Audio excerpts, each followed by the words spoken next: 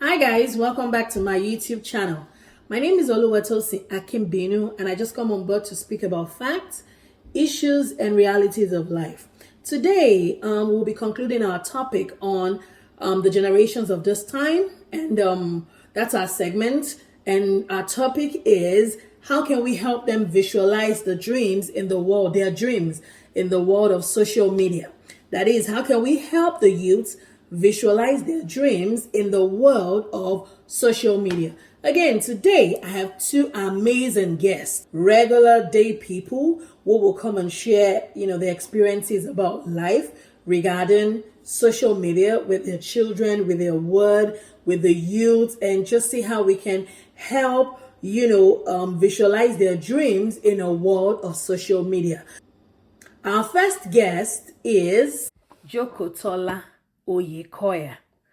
Jokotola is a qualified management accountant and associate member of the Chartered Institute of Management Accounting.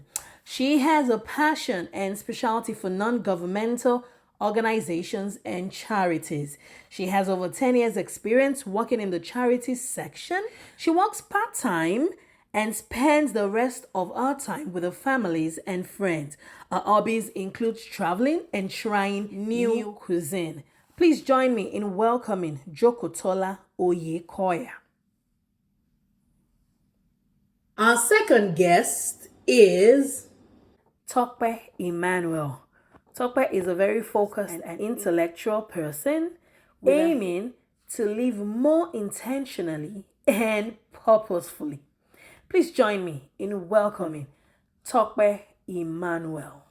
Thank you guys so much, so much for coming on board. I know I had started the topic of the generation of this time, and who are these generations? I had labeled them as the youth ages 6, upwards, and I had defined them in my first video. I know my second video I had Chinyere and a lady, and we just spoke about how do we catch them young and fresh? And in my other video, I had somebody come and say, how do we help them in their journey of success? So today, which is actually going to be the last for this segment, is regarding the social influence, social media development, because and social media, because I think that the social media plays a big role, especially in the youth. And I think it plays much more bigger role in this time whereby the lockdown has taken practically, our entire life of socializing, going out, getting to do more readings rather than just going on social media. And I say that because starting from the day when they wake up, even just to check the time, it's all media. Going on the media to check out what's going on, going online, to say schoolwork, going online to say hi to a friend. Social media has taken practically everything we have to deal with this time with the COVID-19. So I'm here and I'm asking, I brought up this topic, how can we help them visualize their dreams in the world of social media? So my first question that I want to throw out is, how do we establish the positive use of social media with our children? Because they're positives, but they're negatives. And I, for one, I feel the negativity like overrides the positiveness of what social media is, because even out there, people are, as much as people are doing videos, using social media platforms to empower people, to implement things that would help them, we still have people that go on social media and use those platforms to develop negativities, and understanding that things on social media, whether deleted, removed, sometimes doesn't go away, right? It stays there permanently, that even generations to generations get to see. So how do we establish the positive use of social media with our children? I think I will start with Jokum, then Topper, you would also give your points on that. Okay. Yes, I hope you can hear me. Yes. First, I think you started well saying that social media is has both the positives and the negatives. The truth of the matter is that we live. It is the world we live in now, so there is no escape. We just have to look for a way around it. how do we grow in this new age, this social media world, without getting drowned in it? So one of the ways, yeah, you're right. There are positives, but how do we navigate this world? One of the things we have to remember is that the young people are still developing socially and emotionally.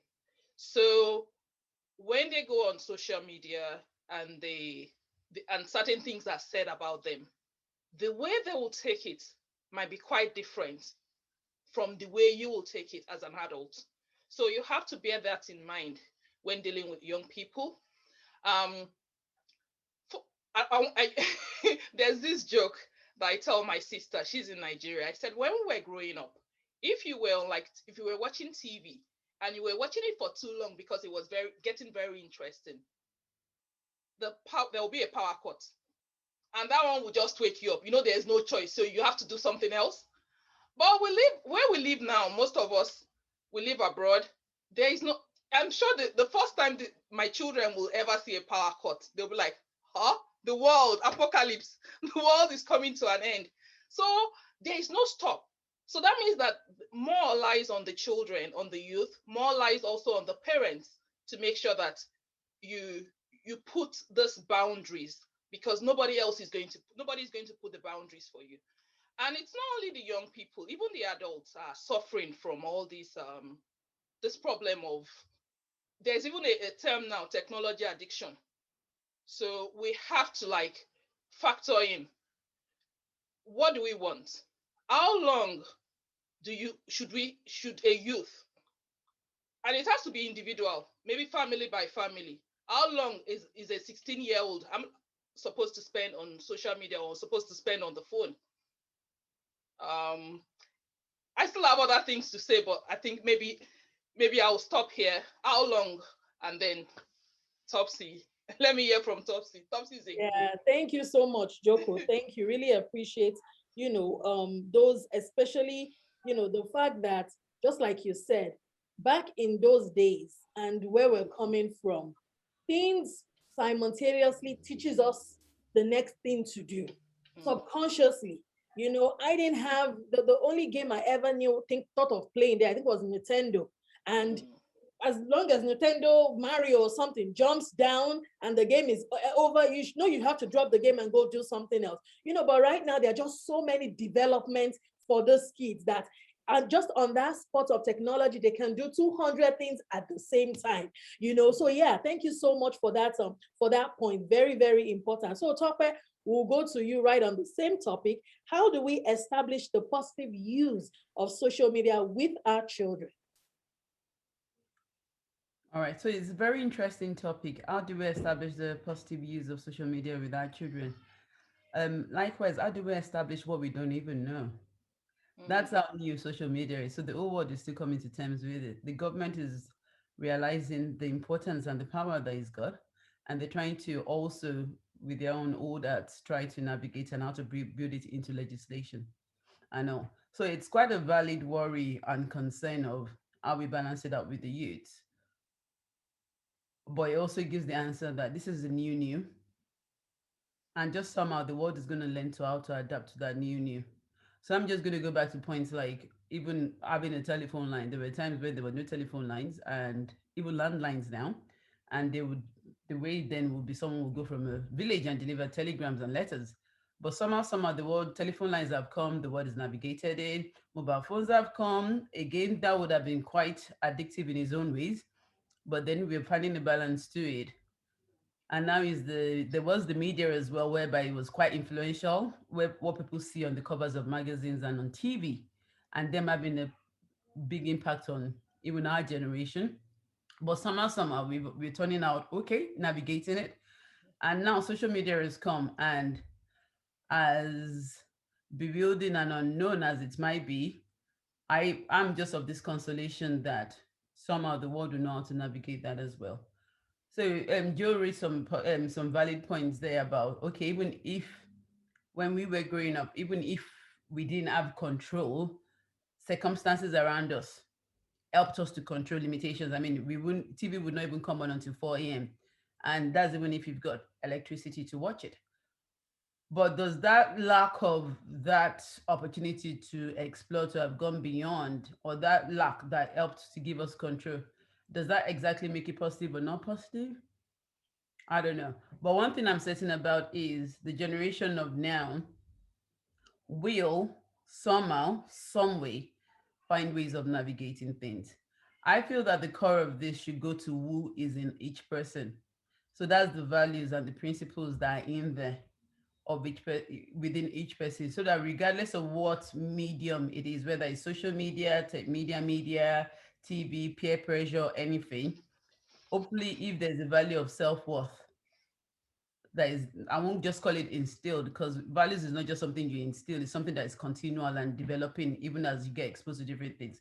But hopefully if that value is instilled and all of that, when the kids are come to that crossroad of whether to go take one action or the other, that we can only hope and pray that they would make the right decisions, or a decision that would not impact them negatively. But yes, we cannot put aside that view that yes, social media is here and it's here, is not going away. It does have positives, but yeah, does it have negatives? Some people will need to learn from experiences. Some people will learn from other people's experiences. We can only hope and pray that it's not the worst experiences and we can get off lightly from it.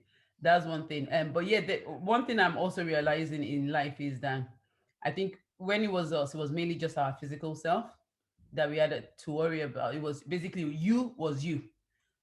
Even if you meet someone there, they will recognize, oh, yeah, the son of this person or the daughter of that person, but was still you. Now in the world, we've got our physical presence, we've also got our virtual presence. And each one is almost as equal as the other. I would also even add maybe there's a spiritual presence as well. But I see that human beings are like almost in three folds as well. Now that's how I see it. So it's just the way we've got credit scores, or we've got credit scores and social security numbers and NI numbers, those things that link you. So that even there's verifications that things can do. That's also where there's a social media footprint. And it's about being aware now that there are three aspects to one human being. The physical you that someone might see and recognize. There's the virtual you that is leaving footprints. No matter what you do, is recorded, is being captured, and it will be brought back to life very easily. I mean, if there was someone, very few people now have pictures of me growing up, because I don't even have. I would love to see more pictures of myself. But with social media, believe me, 10, 15 years time, they're going to bring it up on the internet. And it's there, it's affecting people's jobs, comments they've made, is affecting them now, comments they made in the past when they were even different, when it's coming to other impact. So if we can just hopefully instill as much as we can in the kids and in ourselves as we are learning it, and what comes with it is going to come with it. I think initially the consequences might be very severe. Hopefully, with time, it might get a bit more refined and smoothened, because sometimes some of the actions and reactions from what people have done on social media, I find it very hard. I find it too harsh, because if you're judging me for a comment I made 6, 8 years ago, and I'm letting you know I'm a different being, but you're still judging me and punishing me for that, it might be a bit harsh. So I think there's going to be like a bit of a swing of a balance. So right now we're at one extreme balance, and then before we find that equilibrium, and some people are going to learn the lessons the hard way. It could be me, it could be my kids, it could be anybody else. Thank you so much, Talk. A really good talk. And I like the fact of the government. Everybody is learning social media at this time, and even the government is learning, the powers behind it and the importance. And I must say, even when the social media came, I mean, when I got to know about social media, you could say anything, you could do anything. It was a freedom of anything. But right now, I think there's limitations to even what you post, what you say. I think they bring down post and all those things, which it's good, right? And that's going to lead me to the next question, which says, how do we now create a safe use, or a safe medium to use social media achieve their aims? And in saying that, some of them, even though social media has so many things you can do, right? But some of them are bent on connecting with friends, just playing video games. How can we help them create a safe use? I had a incident of, that almost got out of hand.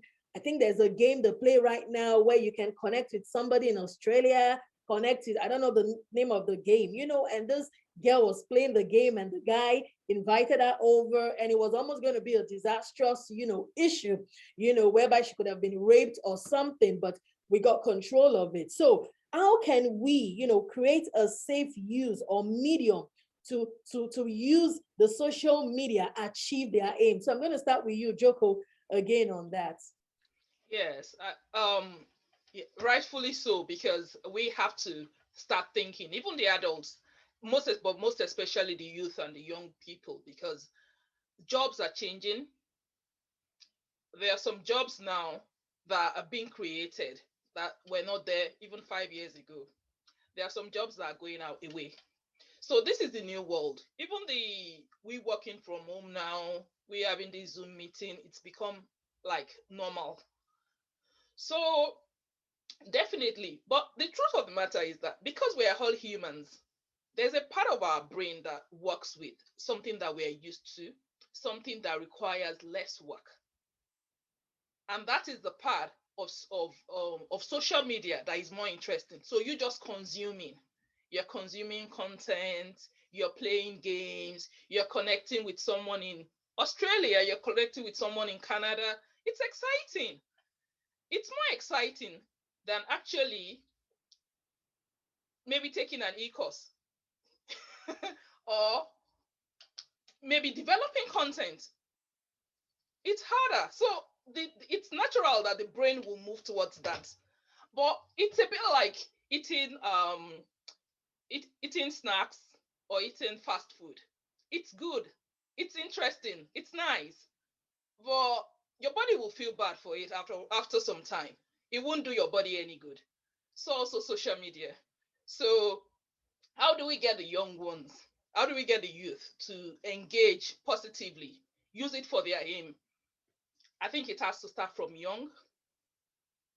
Um, the Bible says, the Bible is a book of wisdom, as you know. It says, write the vision plain. We need to be having discussions with the youth. What do you want to be? Where are you going? Where do you see yourself? Because it's these discussions, what these children, what these young people want to become, that will determine what will be their everyday. So, for example, if someone tells me that he wants to be a dentist, for example, or he wants to be financial analyst or something, then the person spends 3 hours on Facebook connecting with friends, playing games. That is not really in line with what that person wants to be. So that's where that discussion. So nobody is telling you to do anything. It's you yourself evaluating. So a young person has to come to that consciousness of evaluating what do they want for themselves. And if the person wants to develop a career, because even gamers are making money now. There was one boy that went to, I think it was Fortnite or something.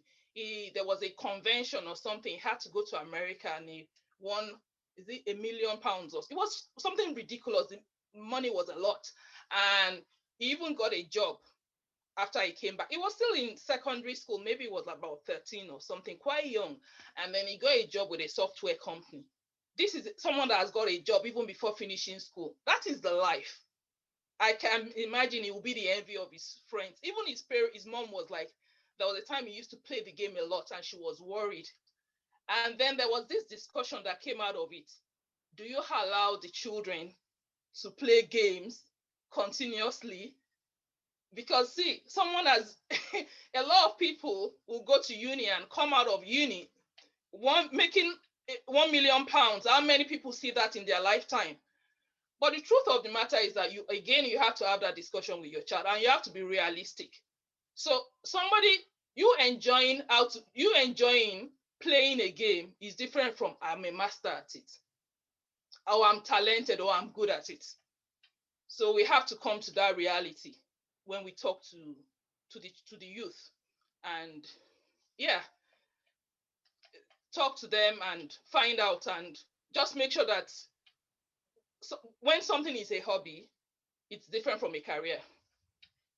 So Yeah, very, Honestly, very, very well said. Very well said. Like I always share with my group, whatever you do today, how well you build anything you have to build today will determine, how it's going to be. There are consequences for every action. So you want to be a dentist, you want to be a doctor, you want to be, and all you just do is game, game, game, game, game. I mean, at the end of the day, we'll know who the real doctors are, and who the real, what have. But again, another point, it's not because some are, like you said, just playing the game, and some are masters at it. I don't know who to worry about. I think gaming, I like my children playing games. Sometimes I can give them 30 minutes, finish up your game and all that. But some people now become habits, develop habits in it. Like I can't do it without, I can't do without having the phone. I can't do, it becomes an habit, which I don't think is good. And for Black people, I mean, I'm a mother, I would rather have my son go to school and study and come out to be that, like my son would say, if you're not a doctor or a lawyer, or what did he even say, you're a nuisance or something, one video that I did, and I was just laughing subconsciously, because that's the way I was trained. That's the way I'm training my kids as well. So yes, it's okay to be a gamer and have the 1 million pounds. I'm going to go to a question like that, but I don't want my kids seeing that, because it's not, in as much as it's not everybody that is going to be a doctor. It's also not everybody that is going to be a gamer and make 1,000 pounds. So the realistic and realities of life is, if you're working on gearing towards becoming a lawyer, then there are actions. There are consequences for your actions. So if you're grabbing your book, you'll get the consequences. If you're on game 24 hours, you will get the consequences. So thank you so much for that point. I'm going to go to Tokpe now for the same question, which is, how do we create a safe use of medium to use social media, achieve their aims? Okay. So I'm seeing this question as almost like two ways. Also, that how do we encourage content creator rather than just consumerism? I know, which again, valid thoughts. But I think this is where I'm going to start being that what's it called now? Being that, is that what I'm trying to remember? Anyway, it's Thinking best outside the box. not just thinking outside the box, but being the devil's advocate, which leads to thinking outside the box. Let's not forget that what the purpose of it is. It's social media. It's actually just for socials, not for money making. It's social media. And again, I see it as your version of the virtual space that we have now. How do we get the positive out of it? Just the same way we were brought up to say you put your best foot forward, you wear your Sunday best to church, and kind of thing like that. I would encourage that by saying this is this thing, social media, but but project this yourself the way you would like to be seen, not just today, but also how you like to be seen in 5 years time, 10 years time, if you can have that kind of foresight and forward thinking. Now, it's not about being fake and making yourself look happy all the time or anything, but just about what you say, your thoughts, your thinking, everything should be how you want to be seen. It's just like you putting something even on LinkedIn. How would employers like to see you? It's not like everybody's got different facets to them. They've got the good, the bad, and the ugly. And also understanding that just the same way that you are supposedly putting your best foot forward, and so are others putting supposedly their best foot forward. So don't be taken in by everything you see. It's just again one perspective of several others or facets of several other people and who they are. So don't be taken in by everything you see. It's not like you don't be taken in by everything you see, and don't go idolizing or role modeling, because they are all human, and that side of them that you're seeing is that. So that's the way I'm going to. I just want to see that point of whether or not I mentioned the point of number one. It's social media. It's not a content creator. It's not for employment. It comes with those opportunities for some, but it is what it is first and foremost. Social media is for the socials, and I think it should just remain what it should be for. If it now comes with extras, then that's the icing on the cake for whoever that can make money out of it. And the way we socially need to relax is the same way that your social media will do that for you. So gone are the times when we'll go play outside. Even if you go want to play outside now, there might be no child on the road to play with you, because that child would rather meet with you on PS4, PS5, or Nintendo Switch or something. So it is where it is now. The social, it is meant for that, not for creating jobs. That's that. The second thing I mentioned was about or maybe the another point I want to talk. I talked about the content creator part. So another point thing about the content creator part is that not everybody is going to be yes a content creator. Personally, as well, I limit my social footprint because I know how easy it is to get addicted. We are human beings. Human beings get addicted to the things that suit their minds. It's very easy to fall into that space. And so because of that, I'm actually limiting my own footprint on things like Instagram and Twitter. I know I always have an opinion on something, but I know I could always like to read other people's opinions. So I choose not to know how to use try Twitter is to save my grace and myself. Similarly, Instagram, I live by visuals and I do not use it. So it's kind of helping me to balance it, but there's some people that cannot do without it. That's that about that. Um, but the point I am trying to make, which again I have lost my line of thoughts, I am constantly losing my line of thoughts today, is when we talk about that practice. Yeah, there might be people that will be experts, but what we need to know is that practice makes perfect. If they don't have that bandwidth of doing that, they ain't gonna get there. I talked about that scampy thing and a lot of other kids that made things out of social media. And I actually put it forward to a group. I don't even know whether it was me that you were referring to or somewhere else. That if this person was had a Nigerian parent, would they ever make that success? So even as open-minded as I am, and as I'm saying here, I'm still a totally different being because I still think that the kids need to focus on school as a priority, and it doesn't give them enough bandwidth for that. But I also know that there are a lot of opportunities in the social media world, even things that we're talking about being doctors and all of that. Doctors are coming online. Doctors are realizing the need of PR. You see plastic surgeons is all visual putting their works out there. Dentists are putting their works out there. Even the one that is dieting will put out to diet, and everybody now knows that there's a presence and there's a market there, and it's an easier way. Companies now, their PR budgets are being used on social media. They're not necessarily going to TVs. BBCs and all of them are suffering from the lack of advertisement because they rather use a promoter that is more connected to people and people can relate to it more because now that is the new social of connecting to people. I know. So yes, so my worry is our parents, I believe in some ways we're a generation behind, whereby growing up, if you wanted to be an actor or a singer, they'll be like, hey, it's not a good thing, be a doctor, all of that, all of that.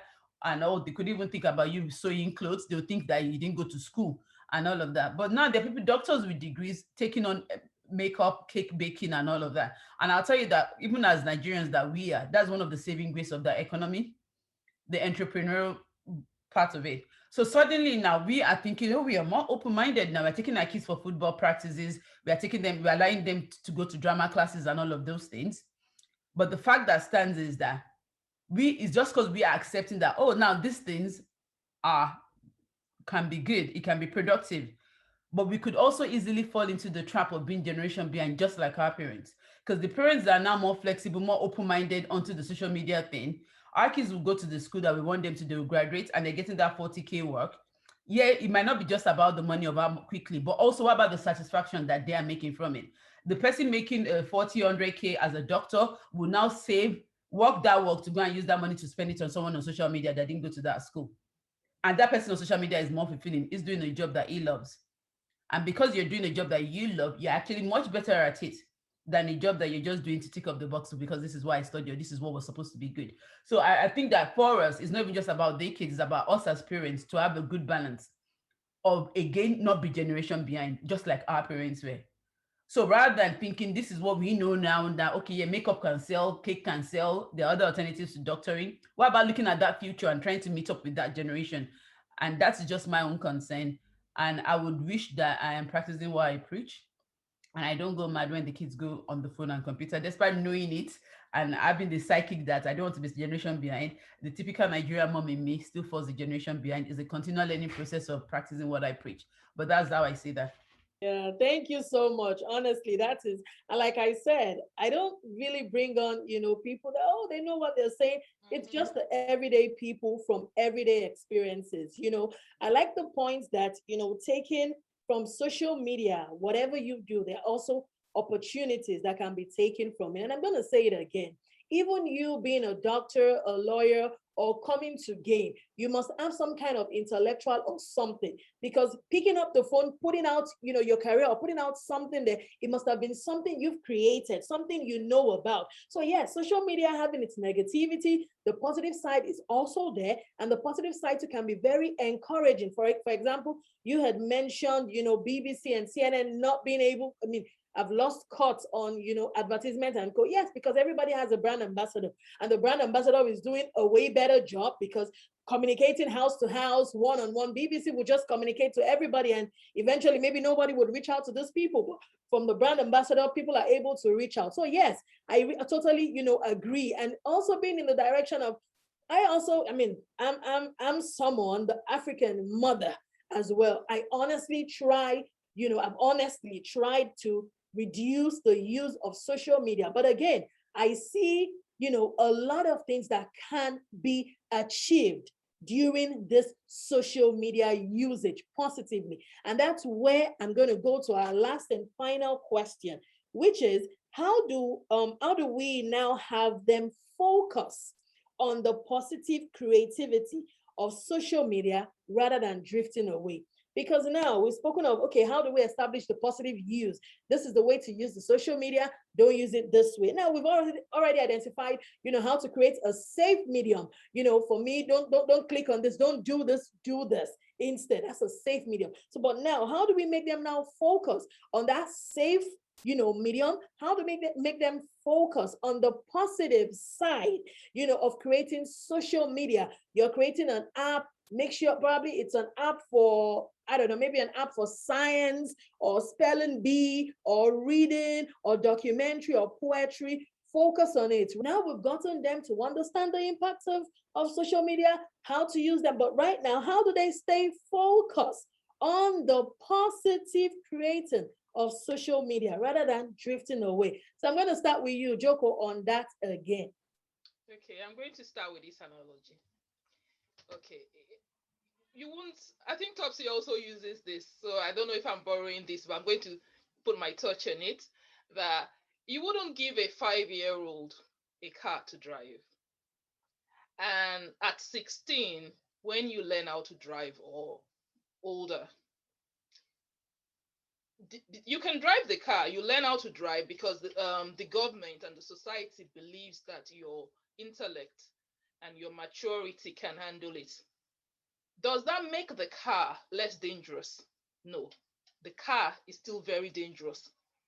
So that's why the government requires, a level of maturity for you to drive the car. So again, when we're talking about social media, you're talking about, it's a tool now. It's like a car. It will get you to places. It's very fast. It's going to save you time. It's done a lot of things. But so also cars have also led to some people's death. But does that mean that we stop driving cars? No. So that's the analogy I'm going to use for social media. And also, if you notice the curriculum, they're beginning to put things about social media there just to educate the young people. In as much as it's always difficult when you hear these things, it's almost like theory until something, in quotes, bad happens. But nobody wants to be that person. So it's always better. There are lots of trainings which I would always recommend. The schools are doing their best. Parents too are doing their best. Like me, even if I don't know what profession you would want to go into, that it will be okay for you to spend 5 hours. Yes, social media is for connecting. You don't have to create. I agree with that. But to spend 5 hours connecting on social media, just laughing and checking what people have posted, I don't think it's a good use of time. I don't know if it has to do with my generation, but I don't think it's a good use of time.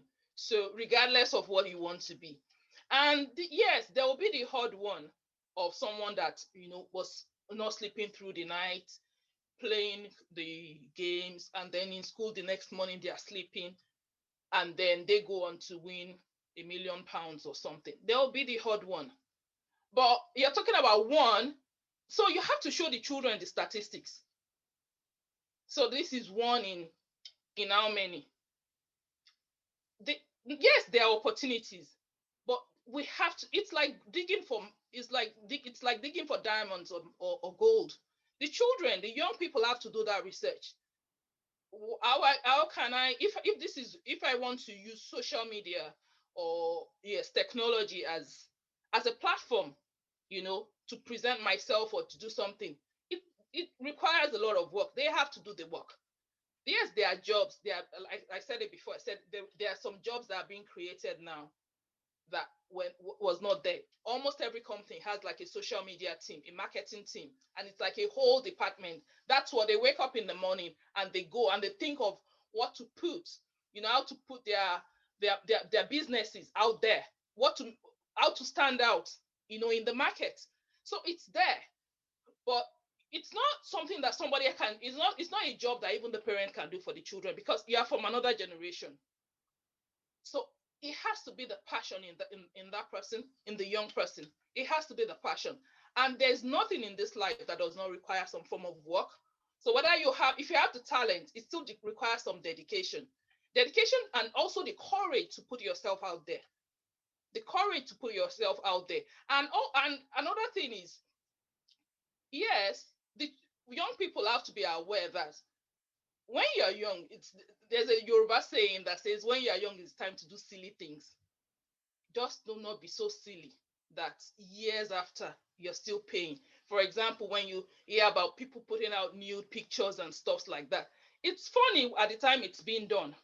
But years after, or people that, like Topsy said, have lost their jobs, as a result of all those things, the young people have to be aware. They have to be made aware of this, that this is not a joke. This is the reality. These are examples. These are statistics. There was a guy that was killed in the UK some time ago because he was playing a game and he connected with someone and he had been talking to the person, and apparently the person he was speaking with was just a child abductor and just convinced the guy to leave his home to come to join him.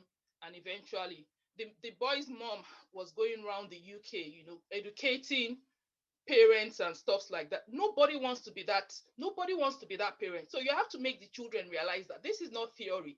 This is not, oh, mommy is just, or daddy is just afraid, they're just putting African style. And it's not just we Africans, because sometimes, of course, we are immigrants.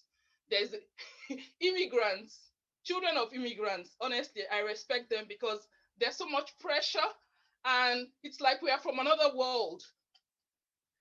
But I've realized when it comes to this social media, it's not just the immigrants, it's not just the Africans that are worried. Even the whites, they are worried, they don't understand it. There's that fear. And it's a global thing. It's not just an African thing. It's a global thing. At each time, we need to be asking the young people, what do you want? Even if we don't understand, give them a chance to talk. So if the boy says he wants to be a barber, it might sound silly or stupid, but ask him why. You need to know the why. Don't shut that idea up. You can now help the young person to develop that idea, but don't shut the ideas up because you don't know what will sell. Like Topsy gave an example of cakes, and you don't know what will sell in the future. So that's my mind will be listen to the young people, listen to the young people, help them to expand, help them to focus, but we need to listen to them. Thank you so much, Joko. And again, just like we've said initially, the consequences for every action. So what you sow today, come years back, you would begin to reap them. Things are going way, and they're not even slowly. We in our generation, we progressed slowly. This generation is way too fast. Too fast. So again, Tope, the same question, because people are, I'm confused. I must tell you, every day they bring up a topic for me, and I'm like, okay, how do I go about this? How do I make them understand? Because aside from too fast, they understand, like you said, oh, don't be too paranoid because you're the African mother. That's why she's saying, don't do this, don't do this. They don't understand the consequences. They don't. And we have to make them, because sometimes if you let them do this action, the consequences may be way too heavy, irreparable, so much damages. So again, how do we now have them focus on the positive creativity of social media rather than drifting away? So, Tokwe. All right. I think this is going to be quick and simple for me, or quite short. Still, again, it comes down to the values that we're installing, the values that you're installing into the kids, right? So whether as on a physical level or on a social level, it's still all about the values. What makes you feel uncomfortable? When something is making you feel uncomfortable, either something is said or something you're about to do, you know that thing, then maybe don't do it. Put your best foot forward because you're going to need to be accountable for this and you cannot erase this. So it's different from a telephone call where it could be, no, this is not what I said, this is what you said. No, this is written down evidence of that. So what makes you feel comfortable? I think there was discussions today too about kids living them with somebody or not somebody, or what's appropriate or not appropriate on the group chat. And really is about some things would happen, but the kids at even at different levels and ages, they have a sense of judgment. They know what is right from what is wrong, and they know when it's about to happen. And hopefully as well that that person that's got a bit of contra and some values in them would err in times of need. I try to encourage my kids not to just do things because they're doing this for me now, but to do even when I'm not there. I pray and wish and hope that they are able to make good judgments and decisions, not just because mom is going to say this. So it's not like you're going to behave well at home and then go behave outside. Likewise as well, you just don't behave well in my presence and then go behave son in a funny way online. I mean, I still go through their phones, I go through their conversation and exchanges with their friends. And I do this because I want to get a feel of how they are thinking, and then when I'm not there but with their friends. And yeah, there've been times where I've had to pick up some messages and some exchanges that I felt uncomfortable with. And even on that, now to realization that yeah, they do agree that yeah, maybe that was really wrong, or that one kind of aired on the line.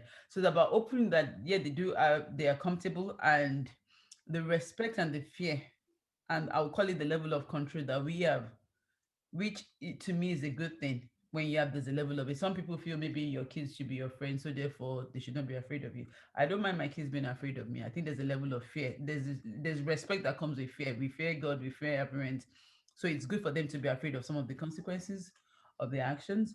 I feel it's important. You know, the lady that you mentioned, that the one that her son got invited and ended up getting killed, she was aware of that exchange.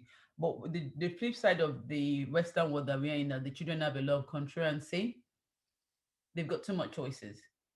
So because of the got too much choices, this child, the parents were aware, they knew who the boy was. The police, they trying to get the boy not to talk to the parent. But when your child, when they say don't do this, and the child still feels they will need to do this, and they still want to do it, do you get what I'm saying? So that I think, and I see a lot of these exchanges and power tussle between parents, and I think it starts from childhood when the child has been given too much right or think he has too much right. There will be sometimes that thing to leverage it, but that child has known that there's respect will grow up with that respect continually. And that's something I'm hoping that, yeah, occasionally, as well as I said, we can't know it all, we can't prevent it all, we can't circumvent it all. Some things might happen, and we can only hope and pray that when they do happen, and they do does happen, that the consequences are not too much to handle. But yeah, just guiding them, helping them to make the right decision, put your best foot forward. And if something makes you feel uncomfortable, then maybe it's not wrong. And then we can just keep our fingers crossed on the rest. I know, I know. Thank you guys so much. I mean, I really enjoyed the this discussion with with you guys, and with so much wealth of, like I said, it's everyday people that have the basic wealth of experience rather than those who call themselves professionals and this and that. So thank you guys so much. I'm gonna let you go, not to hold any more of your time. Thank you for taking out time out of your busy schedule to be here. And I hope next time when I call you guys, you'll be quick to answer. Take care, guys. Thank you so, so much. Thank Thanks for you. the time as well. I think I've actually Thank you, enjoyed Tosin. this discussion as well. Yeah, It's always yeah, good to have another side to things and mm, have some of these valid topics come up. And it yes. Wow. Thank you to our guests for coming on board to talk to us about these issues from just their daily life experiences, what they see, what they feel. It's really been inspiring. From my opinion, I hope you guys have been able to learn one thing or two. I just feel that, social media is a very good platform that can be used both in a positive way and in a negative way. However, using it on both ways just determine, who you are, your characters, your upbringing, values, morals, integrity. But it's very important that, we encourage our youth to see both the positive and the negative side of social media, letting them understand, that social media can be used for positive things and make great changes, rather than the negative side that impacts and most importantly, or may, destroy you for the rest of your life. Social media, not, not a platform where you go and do things that you don't want to be remembered for in years to come. However, it's a platform where you can promote your ideas, where you can create apps, where you can get lots and lots of things done in a positive way. I hope you guys have learned a thing or two. If you have questions, comments, please drop them in the comment section. Subscribe to my YouTube channel, share, like, till we see again, guys. I encourage you guys to get your facts right, focus on your issues, and face the reality. All right, guys, take care. See you. Bye bye.